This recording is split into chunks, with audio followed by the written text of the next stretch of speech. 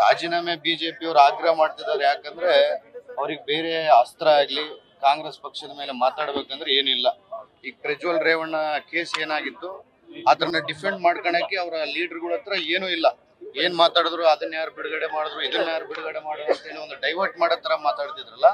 ಇವತ್ತು ಏನೋ ಒಂದು ಯಾರೋ ಅಧಿಕಾರಿಗಳು ಇನ್ನೊಬ್ರು ಏನ್ ಮಾಡಿದಾರೋ ಅದನ್ನ SIT ತನಿಖೆಯಲ್ಲಿ ಹೊರಗೆ ಬರುತ್ತೆ. ಅದನ್ನ ತಗೊಂಡು ನಮ್ಮ ಮಂತ್ರಿಗಳು, ನಮ್ಮ ಜನಪ್ರಿಯ ಮಂತ್ರಿಗಳನ್ನ ಇಷ್ಟು ಒಳ್ಳೆ ರೀತಿಯಲ್ಲಿ ನಮ್ಮ ಬಳ್ಳಾರಿ ಅಭಿವೃದ್ಧಿನ ಮಾಡ್ಕೊಂಡು ಹೋಗ್ತಿರೋ ಮಂತ್ರಿಗಳನ್ನ ಬೇಕಂತೇಳಿ ಯಾವುದೋ ಒಂದು ಇಶ್ಯೂ ಬೇಕು ನಮಗೆ, ಬಿಜೆಪಿ ಅವರಿಗೆ ಮಾತಾಡಕ್ಕಿಲ್ಲ, ನೈತಿಕವಾಗಿ ನಾವು ಕಾಂಗ್ರೆಸ್ ವಿರುದ್ಧವಾಗಿ ಮಾತಾಡಬೇಕಂದ್ರೆ ನಮ್ಮ ಹತ್ರ ಏನೂ ಸಬ್ಜೆಕ್ಟ್ ಇಲ್ಲ ಅಂತೇಳಿ ಎಲ್ಲಿಂದನೋ ಯಾರೋ ಮಾಡಿದ ತಪ್ಪಿಗೆ ನಮ್ಮ ಮಂತ್ರಿಗಳನ್ನ ಅವ್ರ ಹೊಣೆ ಮಾಡಿ ಅವ್ರ ವಿರುದ್ಧವಾಗಿ ಇವ್ರು ಮಾತಾಡಿ ರಾಜೀನಾಮೆ ಕೊಡಂತೇಳಿ ಕೇಳ್ತಿದ್ದಾರೆ.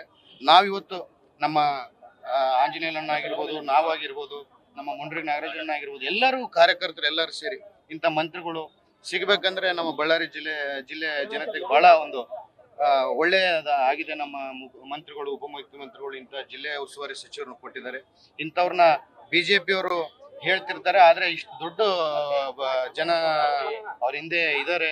ಅವರು ಯಾರೋ ಅಧಿಕಾರಿಗಳು ಇನ್ನೊಬ್ರು ಬ್ಯಾಂಕ್ ಅವರು ಮಾಡಿದ ತಪ್ಪಿಗೆ ನಮ್ಮ ಮಂತ್ರಿಗಳನ್ನ ನಾವು ಯಾವ್ದ್ರಲ್ಲಿ ತಪ್ಪು ಹಿಡಿಬಾರ್ದಂತೇಳಿ ನಾವು ಒಂದು ಮನವಿಯನ್ನು ಅವರು ಕೇಳ್ತಾರೆ. ಮಂತ್ರಿಗಳು ತಮ್ಮ ಬೆಂಬಲಿಗರನ್ನು ಮತ್ತು ಆಫೀಸರ್ ನಿಯಂತ್ರಣ ಮಾಡಲು ಫೇಲ್ ಆಗೋದಂತ ಇಲ್ಲ, ಆತರ ಅಲ್ಲ. ಈಗ ನೋಡಿ, ಅವರು ಮಂತ್ರಿಯಾಗಿ 9 ತಿಂಗಳಾಗಿತ್ತು, ಎಲ್ಲ ಸೆಟ್ರೇಟ್ ಮಾಡ್ಕೊಂತಿದ್ರು. ಒಂದೊಂದು ಅವ್ರು ಬಹಳಷ್ಟು ಕನಸುಗಳನ್ನ ಕಟ್ಕೊಂಡಿದ್ರು. ಈ ಪರಿಸ್ಥಿತಿ ಏನೋ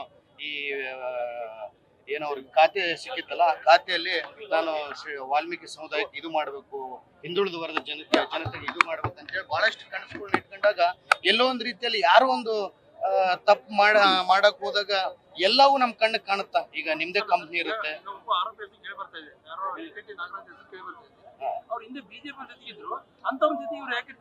ಈಗ ನೋಡಿ, ಒಂದು ಮಂತ್ರಿ ಆದ್ಮೇಲೆ ಬಿಜೆಪಿ ಕಾಂಗ್ರೆಸ್ ಅಂತಲ್ಲ, ಎಲ್ಲರೂ ಬರ್ತಿರ್ತಾರೆ ನಮ್ಮ ಆಫೀಸ್ಗಳಿಗೆ. ಈಗ ನನ್ನ ಆಫೀಸ್ಗೆ ಆಗಿರ್ಬೋದು, ಮಂತ್ರಿ ಅವ್ರ ಆಫೀಸ್ಗೆ ಆಗಿರ್ಬೋದು, ಇಂಥ ಕೆಲಸ ಇದೆ ಸರ್ ನಮ್ಗೆ ಈ ಮಾಡ್ಕೊಡಿ ಅಂತ ಎಲ್ಲರೂ ಬಂದಾಗ ನಾವು ಪಾರ್ಟಿ, ನೀನ್ ಬಿಜೆಪಿಯಲ್ಲಿ ಇದ್ದೆ ನಾನು ಕೆಲಸ ಮಾಡ್ಕೊಡಲ್ಲಪ್ಪ, ನೀನ್ ದಳದಲ್ಲಿದ್ದೆ ನಾನು ಕೆಲಸ ಮಾಡ್ಕೊಡಲ್ಲ ಅಂತ ಹೇಳಕ್ ಆಗಲ್ಲ.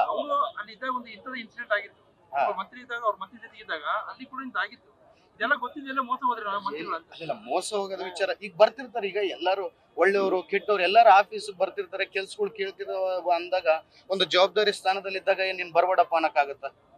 ಮನುಷ್ಯಕ್ಕೆ ಮಾನತ್ವ ಇರುತ್ತಲ್ಲ. ಬಂದಿರ್ತಾರೆ, ಅವ್ರು ಕೂತಿರ್ತಾರೆ, ಏನೋ ಕೆಲಸ ಕೇಳಿರ್ತಾರೆ, ಮಾಡಿಸ್ಕೊಂಡು ಹೋಗಿರ್ತಾರೆ. ಹೊರತು ನಮ್ಮ ಮಂತ್ರಿಗಳಿಂದ ಅವ್ರಿದಾರೆ ಅನ್ನಕ್ಕೆ ತಪ್ಪಲ್ಲ.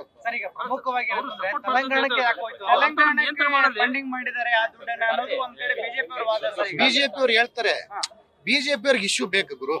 ತೆಲಂಗಾಣ ಕಳಿಸಿದೀವಿ ಅಂತಾರೆ, ನಾಳೆ ಬೆಳಗ್ಗೆ ಇನ್ನೊಂದ್ ಕಡೆ ಕಳಿಸಿದೀವಿ ಅಂತಾರೆ, ಇಡೀ ಭಾರತ ದೇಶಕ್ಕೆ ನಾವೇ ಕಳಿಸಿದೀವಿ ಅಂತ ಕೂಡ ಬಿಜೆಪಿ ಅವ್ರು ಹೇಳ್ತಾರೆ. ಅದಕ್ಕೇನು ತನಿಖೆ, SIT ತನಿಖೆ ರಚನೆ ಆಗಿದೆ, SIT ತನಿಖೆ ಮಾಡುತ್ತೆ. SIT ತನಿಖೆ ಮಾಡಿದ್ಮೇಲೆ ಎಲ್ಲಾ ಸತ್ಯಾಂಶಗಳು ಹೊರಗೆ ಬರ್ತಾವಲ್ಲ. ರಾಜೀನಾಮೆ ಯಾಕೆ ಕೊಡ್ಬೇಕು? ತಪ್ಪೇ ನಾವು ಮಾಡಿಲ್ಲ, ನಾವು ರಾಜೀನಾಮೆ ಯಾಕೆ ಕೊಡ್ಬೇಕು? ನಾವು ತಪ್ಪು ಮಾಡಿದಾಗ, ಇಷ್ಟಕ್ ಮುಂಚೆ ಯಾರನ್ನ ಬೇರೆಯವ್ರು ತಪ್ಪು ಮಾಡಿದ್ರೆ ಅವ್ರು ರಾಜೀನಾಮೆ ಕೊಟ್ಟರು. ಯಾರೋ ಮಾಡಿದ ತಪ್ಪಿಗೆ ಇಷ್ಟು ಒಳ್ಳೆ ವ್ಯಕ್ತಿನ ರಾಜೀನಾಮೆ ಮಾಡಂತ ಈಶ್ವರಪ್ಪನವ್ರ ಪ್ರಕರಣ ಅದು ಬೇರೆ. ಅದರಲ್ಲಿ ಈಶ್ವರಪ್ಪ ಖುದ್ದು ನನಗೆ 40% ಕೇಳ್ತಿದ್ದಾನೆ ಅಂತೇಳಿ ಕಾಂಟ್ರಾಕ್ಟರ್ ಹೆಸರು ಬರ್ದೋಗಿದ್ದ, ಅದು ಪ್ರಕರಣ. ಸಚಿವರ ಮೌಖಿಕ ಆದೇಶ ಅಂತೇಳಿ ಅವರು ಬರ್ದಿದ್ದಾರೆ ಅಂತ ನಮಗೆ ಅಲ್ಲಿ ಯಾವುದೋ ನಿಮ್ಮ ಮೀಡಿಯಾದಲ್ಲಿ ಬಂದಂತ ನ್ಯೂಸ್ ಅಲ್ಲಿ ನಾನು ನೋಡಿದೆ. ಮೌಖಿಕ ಆದೇಶ ಅಂದ್ರೆ ಈಗ ಆಫೀಸರ್ಗಳು ಕೆಲವಷ್ಟು ಮಂದಿ ಬೇರೆ ಚಿಕ್ಕ ಆಫೀಸರ್ಗಳು ಏನೋ ಒಂದು ಹೇಳಕ್ ಏನಂತಾರೆ, ಸಚಿವರು ಹೇಳಿದಾರಪ್ಪ ನೀನ್ ಮಾಡ್ಬೇಕು ಅಂತೇಳಿ ಈಗ ಇಲ್ಲೇ ಬಳ್ಳಾರಿ ಅಲ್ಲಪ್ಪ ಯಾವ್ದೋ ಸಣ್ಣ ಆಫೀಸಲ್ಲಿ MLA ಹೇಳಿದಾರಂತಪ್ಪ ಮಾಡ್ಬೇಕಂತೇಳಿ ನಾವ್ ಹೇಳ್ದಂಗೆನೆ ಅವ್ರು ಹೇಳ್ತಿರ್ತಾರೆ.